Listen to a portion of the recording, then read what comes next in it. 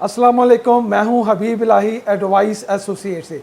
अल्हम्दुलिल्लाह advice associate पिछले 23 साल से रियल स्टेट सेक्टर में आपको सर्विसेज दे रही है। और आज का जो हमारा मौजू है ये घर के हवाले से है कि घर अगर आप ख़रीदना चाहते हैं तो उसका आसान तरीका क्या है कि आप जो आपकी ख्वाहिश है, जो आपकी ड्रीम है, उसके मुताबिक आप घर को ख़रीद सकें। तो इसके लिए हमारे साथ आज मौजूद हैं फिर वहीद खान साहब। ये भी गुज़श्ता 15 साल से रियल स्टेट सेक्टर में हैं।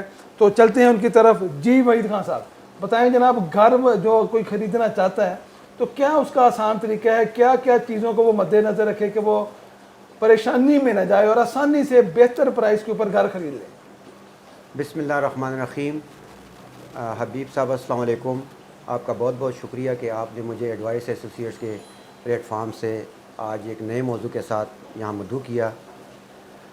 अच्छा, इस तरह है कि जो घर ख़रीदते हैं, जो लोग मार्केट में आते हैं, तो हमने ये मुशाहिदा किया है पिछले 15-20 साल में जब से हम इस प्रॉपर्टी की फील्ड में आए हुए हैं कि घर ख़रीदते वक्त लोगों को अनडिसाइसिवनेस होती है। काफ़ी ज़्यादा घर विज़िट कर लेते हैं, इतने ज़्यादा विज़िट कर लेते हैं कि फ़ैसला फिर भी कर नहीं पाते, और उसकी उनकी सर्च का जो दौरानिया है वो बढ़ता जाता है। बाज़ औक़ात हमने देखा है कि 1 से लेकर 6 महीने तक हमारे पास क्लाइंट आते हैं और वो घर ख़रीद नहीं पाते, फ़ैसला कहीं नहीं कर पाते। कुछ तो ऐसे होते हैं जो कि 1 साल हो गया कि हमारे पास अब भी पाइपलाइन में है, जो अभी तक घर नहीं ख़रीद सके।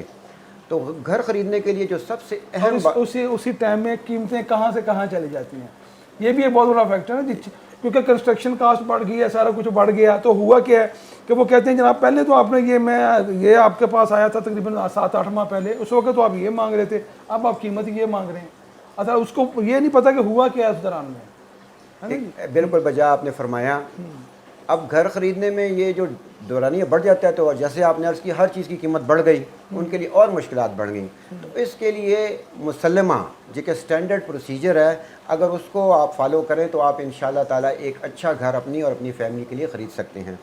उन मुसल्लमा असूलों में फ़ैक्टर में सबसे अहम फ़ैक्टर है परचेज़ प्राइस। परचेज़ प्राइस ये होती है कि एक बंदा जो घर ख़रीदने का फ़ैसला करता है, उसको चाहिए कि वो ये मेक श्योर कर ले कि how much money he has on hand और how much money he can afford to buy a home. अब जब वो अपनी अफोर्डेबिलिटी को असरटेन कर लेगा, जज कर लेगा, तो उसको ये आसानी हो जाएगी कि उसकी जो सर्च है घर ख़रीदने की नैरो डाउन हो जाएगी।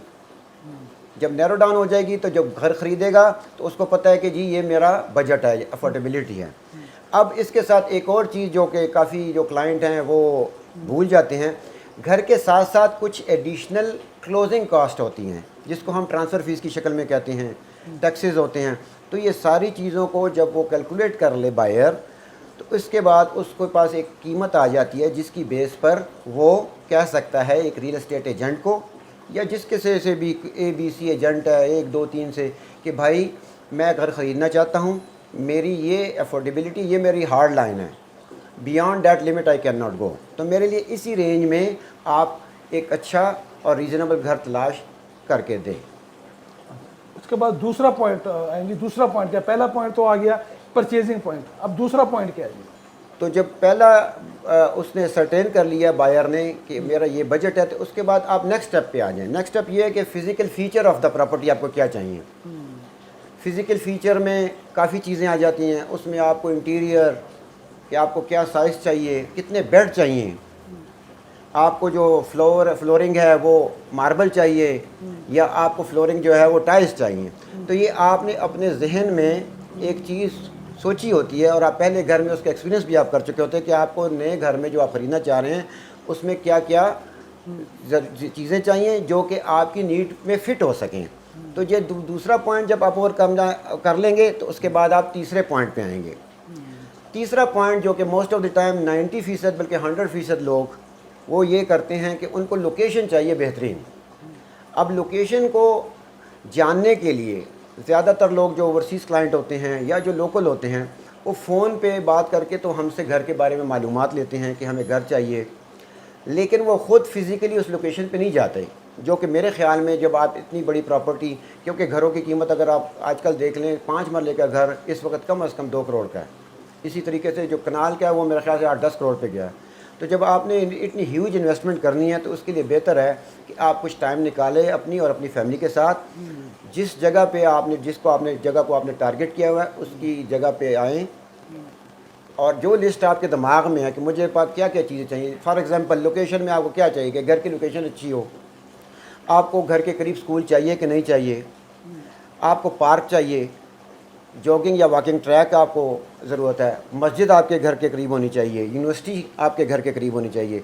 अगर आप फिल्मों के शौकीन हैं तो कुछ सिनेमा भी करीब चाहते हैं, कुछ ग्राउंड्स। अब आपका एक बेटा है वो क्रिकेट खेलता है तो आपको ये भी मद्देनज़र रखना होगा कि आप क्रिकेट ग्राउंड हो उसके पास हो, फुटबॉल ग्राउंड आपके करीब कितनी हैं।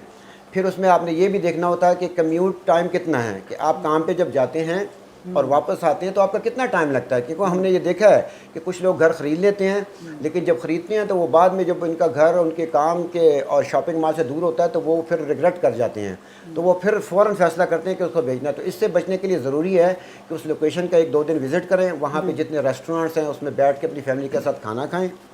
उसकी जो आपके बच्चों की, अच्छा इसमें एक मज़ेदार बताऊँ, यहाँ तो पाकिस्तान में ये चीज़ मैंने कम देखी है, लेकिन एक होती है हैप्पी इंडेक्स रिपोर्ट जो कि बाहर की मुल्कों में, दुबई में, यहाँ भी होनी चाहिए क्योंकि बहुत अच्छी अच्छी सोसाइटी हैं, महंगी सोसाइटी हैं। हैप्पी इंडेक्स लिस्ट वो होती है कि जब घर के अफराद हैं वो एक लिस्ट बनाते हैं कि वो, मिसाल के तौर पे अगर आपका बच्चा है वो सुबह स्कूल जाता है तो वो दोपहर को आपको आराम करने के बाद हो सकता है उसको जाना हो जूडो कराटे सीखने हो, तो वो अपनी लिस्ट में जूडो कराटे लिख देगा प्रायोरिटी पे। या उसके बाद उसने जाना है, जी मैंने जाना है पार्क में। आप खुद जो घर ख़रीद रहे हैं आपकी जहन में है कि जी मैंने 5 बजे जब ड्यूटी से वापस आना है तो मैंने जॉगिंग करनी है, तो आया जॉगिंग। तो लोकेशन को सेट करने में आप अपनी पूरी फैमिली को उसमें शामिल करें। अगर आप उसकी पूरी लिस्ट बना लेंगे सब लोगों की और उसको आपस में मर्ज करके जब जाएंगे तो आपको एक तो लोकेशन भी इतनी मिल जाएगी और आपकी जो विश लिस्ट है उसके मुताबिक आपको चीज़ मिलने के चांसेस बढ़ जाएंगे। जी जी, इसमें वैसे जैसे कहते हैं कि जी घर रोज़ रोज़ नहीं बनते तो घर रोज़ रोज़ ख़रीदे भी नहीं जाते। ये ज़िंदगी में 1 या 2 दफ़ा, बहुत ही कम लोग होंगे जिन्होंने 2 से ज़्यादा दफ़ा ज़िंदगी में घर ख़रीदा हो। तो मोस्टली ज़िंदगी में आप 1 या 2 दफ़ा ही घर ख़रीदते हैं। तो ये अहम है कि आप इतना बड़ा आप ज़िंदगी का डिसीजन लेना चाह रहे हैं तो आप मौका पे आए जहाँ बहुत सी चीज़ें वही भाई आपने बताई। वहाँ एक बहुत अहम फैक्टर है जिसके हम गौर नहीं करते, वो है कि हम साए कैसे हैं। अगर ये भी एक बहुत बड़ा फैक्टर है और आप ये अपने तौर पे पहले आपको घर विजिट करवाया गया, घर आपको समझ आ गया, सारे पॉइंट आपको समझ आ गए, तो आप अपने तौर पे जाके सराउंडिंग में ये चेक कर सकते हैं कि इर्द गिर्द का माहौल कैसा है, क्या वो माहौल ऐसा तो नहीं है जो बाद में आपके लिए परेशानी का बाइस बने। तो ये भी एक बहुत बड़ा फैक्टर है, इसको भी आप माइंड में रखें कि सारी चीज़ें आप पसंद कर लें। उसके बाद एक दफ़ा आप अपने तौर पे जाके सराउंडिंग का माहौल भी चेक करें कि जो माहौल है क्या वो आपकी सोच के मुताबिक है, कहीं कल आप उसकी वजह से परेशान तो नहीं होंगे। इसमें जो हमने लोकेशन को डिस्कस किया तो नेक्स्ट स्टेप जो कि सबसे अहम है, अच्छा मैं यहाँ ये अर्ज़ कर दूँ कि ये जो आपकी ये जो पॉइंट्स हैं हो सकता है किसी के लिए और हों, हमारे लिए और आपके किसी और क्लाइंट के लिए और हों। हर एक की जो की पॉइंट्स हैं तो प्रायोरिटी बेस पे हर एक के ये ऊपर नीचे होते रहते हैं। अब इसमें एक जो अहम चीज़ है वो है सेफ्टी और सिक्योरिटी। तो ये एक ही फैक्टर है जो कि आपको कंसिडरेशन में लाना पड़ेगा, क्योंकि अगर आप ऑफिस जाते हैं, आप घर पे नहीं होते और हाउस वाइफ है और बच्चे आपके चले जाते हैं स्कूल और कॉलेज वगैरह, तो आया कि उस सराउंडिंग में सिक्योरिटी का और सेफ्टी का मयार अच्छा है, तो इसको भी आप, इस फैक्टर को भी आपको घर ख़रीदने से पहले कंसिडर करना बहुत ज़रूरी है। तो यहाँ पे बैरियर की मैं बात करता हूँ कि मोस्टली यहाँ पे जो लोग रह रहे हैं बहुत ज़्यादा अक्सरियत ओवरसीज़ पाकिस्तानी की फैमिलीज़ हैं। अब ये है कि फैमिली पीछे रह रही है। अब वो छोटी छोटी जो नीड है यहाँ पे ये कि होम डिलीवरी का सिस्टम है। अगर आपको छोटी सी चीज़ भी चाहिए आप कॉल करते हैं तो वो होम डिलीवरी आपको घर में मिल जाती है। तो वो जो इश्यूज़ हैं घर के छोटे छोटे वो आपको इशू लगते नहीं हैं। तो ये जो है वहाँ पे क्या सहूलियात हैं, ये भी एक बड़ी सहूलत है। सिक्योरिटी का आपने बताया, सिक्योरिटी एक बहुत बड़ा फैक्टर है कि ये देखना चाहिए कि जहाँ पे आपकी फैमिली रह रही है क्या सिक्योरिटी का वहाँ पे मुनासिब जो है वो उस सोसाइटी ने इंतज़ाम किया हुआ है। तो नेक्स्ट स्टेप आपने देखना कि आपका जो पुराना घर है जहाँ आप रह रहे हैं उसमें कितनी स्पेस है और आपको स्पेस घर के अंदर कितनी चाहिए। मिसाल के तौर पे आप जो है स्टडी करते हैं तो आपके लिए भी स्टडी रूम चाहिए, आपके बच्चे को लिए स्टडी रूम चाहिए कि नहीं चाहिए। तो ये जो स्पेस इनसाइड होती है ना, जिसमें ड्राइंग आ जाता है, डाइनिंग आ जाता है, टीवी लाउंज आ जाता है, और इस तरह आपकी जो बेगम है उनको किचन छोटा चाहिए, बड़ा चाहिए। तो ये सारी चीज़ें आपने पहले से वर्कआउट करनी है कि इनसाइड स्पेस आपको पहले जो मुश्किलात आ रही हैं वो नए घर में जो आप ख़रीदना चाह रहे हैं उसमें नहीं आनी चाहिए, क्योंकि अगर आप उसी बेस पे दोबारा घर ख़रीदेंगे तो बाद में आपको वो मुश्किलात पैदा कर सकते हैं। ये पॉइंट मैं की फैक्टर इसलिए बार बार इस पे ज़ोर दे रहा हूँ कि इन पे वर्किंग करके और इनको कंसिडर करके ही आप नया घर ख़रीदने के लिए निकलें। इनसाइड स्पेस हो गई, उसके बाद आउटसाइड स्पेस है। अब कुछ लोग हैं उनको गार्डन बड़ा चाहिए होता है फ्रंट पे, कुछ ऐसे लोग हैं जिनको बैकयार्ड गार्डन जो है वो बड़ा चाहिए, फिर कुछ लोग ऐसे होते हैं जिनको ये चाहिए कि मेरी पार्किंग जो है 2 गाड़ी की होनी चाहिए, कुछ ऐसे होते हैं जो कहते हैं 1 गाड़ी में भी काम चला लेंगे। लेकिन आपने देखना ये है कि आपकी आउटसाइड स्पेस आपके बच्चों और आपकी रिक्वायरमेंट को पूरा करती है, तो ये भी आप ज़हन नशीन कर लें। आया अगर आप 1 गाड़ी पार्क करते हैं और आपकी वाइफ की दूसरी गाड़ी है, तो आया कि बाहर ऐसी सहूलत है कि आप गाड़ी खड़ी करें तो उसके साथ ट्रैफिक इफेक्ट ना हो गली में गुजरने वाली। तो ये पॉइंट बहुत ज़्यादा अहम है, और ये जितने भी पॉइंट में हम बयान कर रहे हैं ये छोटे छोटे पॉइंट्स लगते हैं, लेकिन ये बाहर में बहुत बड़ी मुश्किलात से आपको बचा सकते हैं। इसके बाद ये जो सारे पॉइंट्स हो गए, तो आखिर में एक पॉइंट अहम है जो होता है कि कॉस्ट ऑफ लिविंग क्या है। कॉस्ट ऑफ लिविंग बहुत इंपॉर्टेंट फैक्टर है। आपने पैसे इकट्ठे किए, सारी उम्र कमाई की, आपने एक अपने ख्वाबों का घर जिसे ड्रीम हाउस कहते हैं उसको परचेज़ करने के पैसे भी आपके पास आ गए, लेकिन अगर आप कॉस्ट ऑफ लिविंग उस एरिया की स्टडी नहीं करेंगे, मिसाल के तौर पे आप बाहर के मुल्क में रहते हैं और आपकी तनख्वाह वहाँ है 5 लाख रुपया, अब आपने यहाँ घर आके ख़रीद लिया 5 करोड़ का, तो अब तो आप देख लें कि यह कॉस्ट ऑफ लिविंग कितनी हाई है। सिंपल मैं आपको बताता हूँ कि बैरिया टाउन में अपने तजुर्बे के बुनियाद पे, जैसा कि आप भी यहाँ पे काफ़ी अर्सा 15-20 साल हैं या DHA में, तो यहाँ पे हमने देखा है कि जो कॉस्ट ऑफ लिविंग है वो हाई है। तो बाकी जब बाहर के हिसाब से आप देखेंगे तो 10-15% कीमतों में फ़र्क है। फ़र्क है। उसकी सिंपल वजह है कि वो यहाँ पे जो बंदा बेच रहा है, जैसे फ्रूट शॉप है, ग्रोसरी शॉप है या वेजिटेबल, तो वो रेंट भी ज़्यादा दे रहे हैं ना। Exactly. आप देखें यहाँ पे वो 1.5 लाख, यहाँ मेरे नज़दीक एक फ्रूट शॉप है, वो 1.5 लाख रुपया रेंट दे रहे हैं। अब एक बाहर पिंडी में आप चले जाते हैं या GT रोड पे चले जाते हैं, तो उसका रेंट GT रोड पे एक बंदा बेच रहा है फ्रूट साइकिल पे, तो उसका तो रेंट नहीं है। अगर वो थोड़ा बहुत किसी को दे भी रहा तो माइनर सा दे रहा है। अब इसने तो 1.5 लाख रुपया पहले अपना रेंट निकालना है, तो ये जब तक 10-15-20% तक उसकी प्राइस नहीं बढ़ाएगा तो वो बेच ही नहीं पाएगा। तो इसलिए जब लिविंग स्टैंडर्ड में जो चीज़ें हैं वो आपने बिल्कुल अहम ये बात की है कि वहाँ पे उसको देखना पड़ेगा कि रोज़मर्रा की जो चीज़ें हैं वो ख़रीदना कितना फ़र्क आएगा। जहाँ पे वो पहला रहता था मे भी वहाँ पे वो कम देता हो और यहाँ पे प्राइस का फ़र्क हो, और ये उसके लिए हैरान कौन हो थोड़े दिनों में। बिल्कुल ऐसे ही है। अब देखें ना, हमने ये मुशाहिदा किया कि जो आपके जो लिविंग कॉस्ट में जो एक अहम चीज़ है कि यहाँ पे आजकल जो स्कूल है, मिसाल के तौर पे एक मिसाल देता हूँ, तो अगर आपका स्कूल करीब है तो वहाँ पे आपकी जो ट्रांसपोर्टेशन कॉस्ट है वो नहीं होगी, ज़ीरो हो जाएगी। आपके 3 बच्चे हैं तो 8-10 हज़ार तो आजकल आम एक सुजुकी वाला ले रहा है। दूसरी जो अहम बात जिस पे मैं ये बात क्लोज करूँगा इस जिन पॉइंट्स को, वो सबसे अहम बात ये है कि जो इनकम आप जनरेट कर रहे थे बाहर के मुल्क में, अब यहाँ आप आ गए हैं तो आपकी इनकम जो है होपफुली करता हूँ ज़्यादा हो अल्लाह करे, लेकिन ऐसे होता नहीं है हकीकत में। तो आपने अपनी कॉस्ट ऑफ लिविंग जो अपनी जेब है, जिसमें पंजाबी में कहते हैं अपनी जेब में वेख के चीज़ लगो, तो आपने जिस तरह कुछ लोगों को मैंने गाड़ी खरीद ली लेकिन फिर उसका पेट्रोल के पैसे का भी इशू हो जाता है, तो घर का भी ये हिसाब है कि जब आपने घर ख़रीदा तो आपने देख लेना कि मंथली मेरा जो बजट है कि आया इस सोसाइटी में या इस सराउंडिंग में मैच करता है। तो जब वो मैच करे तो ये पॉइंट को आपने 100% अपनी कंसिडरेशन में लाना है, क्योंकि इसमें ये होता है कि अगर आपकी कॉस्ट ऑफ लिविंग उस एरिया की और आपकी जो जेब है उसमें अगर गैप बढ़ गया तो फिर आप मजबूरन उस घर को बेच के किसी और सोसाइटी की तरफ मूव करेंगे। तो इससे अवॉइड करने के लिए इस पॉइंट को भी कंसिडर करना बहुत ज़रूरी है। और सबसे आखिर में एक और चीज़ आपने बहुत ज़्यादा जहन में रखनी है, वो ये है कि cost of maintenance of the house. For example आप एक 10 मरले के घर में रहते हैं पुरानी जगह पर, और आप कहते हैं जी कि मैंने कनाल का घर ख़रीदना है, तो कनाल का घर ख़रीदना हर आदमी की ख्वाहिश है 10 मरले वाले की, और मेरी भी ख्वाहिश होगी, आपकी भी होगी कि जितना बड़ा घर हो, लेकिन बड़े घर के साथ साथ कॉस्ट ऑफ मेंटेनेंस भी बढ़ती है।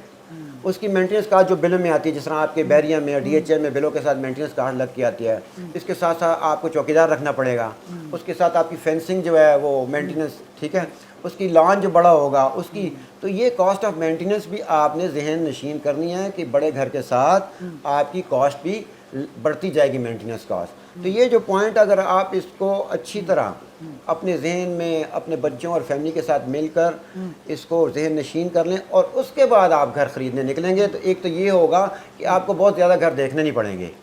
मतलब आपने अपनी जो सर्च है उसको आपने बिल्कुल नैरो कर लिया। बिल्कुल, आप रिक्वायरमेंट पहले आपको बताते हैं जिससे घर खरीदने की, जी मुझे ये चीज़ें चाहिए, अगर इस तरह का घर है तो दिखाओ।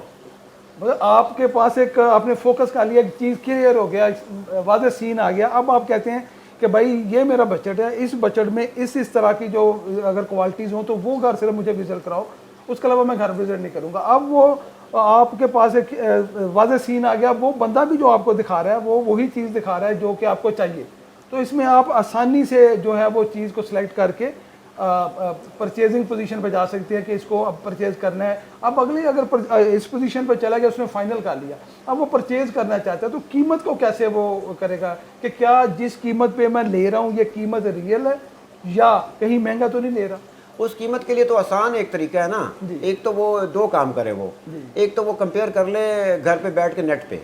आजकल वेबसाइट्स हैं, हर चीज़ है, आपको पता, हम बार बार अपनी गुफ्तगू में जिक्र करते हैं, सोशल मीडिया है, एक तो वो उसके पास आ जाएगा। दूसरा ये कि मैंने पहले अर्ज़ की कि काफ़ी महंगी वो इन्वेस्टमेंट कर रहा है और once in a lifetime investment है, तो उसको चाहिए वो खुद भी विजिट करें। एक रियल एस्टेट एजेंट है, रियल्टर है, मौका पे देखें कि जहाँ पे उसको घर दिखाया गया, सराउंडिंग में जो घर उसके मिलते जुलते हैं वहाँ पे क्या प्राइस डिमांड हो रही है, उससे उसको बिल्कुल आसानी से अंदाज़ा हो जाएगा कि सराउंडिंग में जो घर हैं उसी एरिया के वो किस प्राइस पे बिके हैं। आप पूछ सकते हैं कि जो लास्ट कुछ एक हफ्ते में, एक महीने में जो घर इस एरिया में बिके हैं, कौन से बिके हैं और वो कितने का बिका है। उस घर से आप आसानी से अंदाज़ा कर सकते हैं कि इस घर की क्या वैल्यू है। बाद ऐसे डिज़ाइनर घर होते हैं जो बहुत ही प्राइम प्रॉपर्टी में आते हैं, तो उसमें वो थोड़ी सी ज़्यादा आस्किंग करते हैं। और अगर आपको सारा कुछ मिल रहा है जो आप चाह रहे हैं, प्रॉपर्टी आपको पसंद आई है लेकिन प्राइस में थोड़ा सा फ़र्क है, तो इसमें मेरा ख्याल इतने बड़े घर में, इतनी बड़ी डील में अगर 2-4-5 लाख का फ़र्क हो तो उसको इग्नोर करना चाहिए और प्रॉपर्टी खरीद लेनी चाहिए, क्योंकि आपकी सब जो आप चाह रहे थे वो उस घर में मिल रहा है और मार्केट प्राइस के मुताबिक 2-4-5 लाख का फ़र्क ज़्यादा है, तो उसमें मेरा ख्याल कोई इतना हर्ज नहीं होता, तो वो प्रॉपर्टी खरीदनी चाहिए। बिल्कुल आप सही। तो आज इसी पे इसको क्लोज़ करते हैं, काफ़ी इस पे तफसीली बात हो चुकी है। तो इंशाअल्लाह ताला किसी नए मौजू के ऊपर अगले दफ़ा मिलेंगे आपसे। वीडियो देखने के लिए आपका बहुत बहुत शुक्रिया। अल्लाह हाफिज़।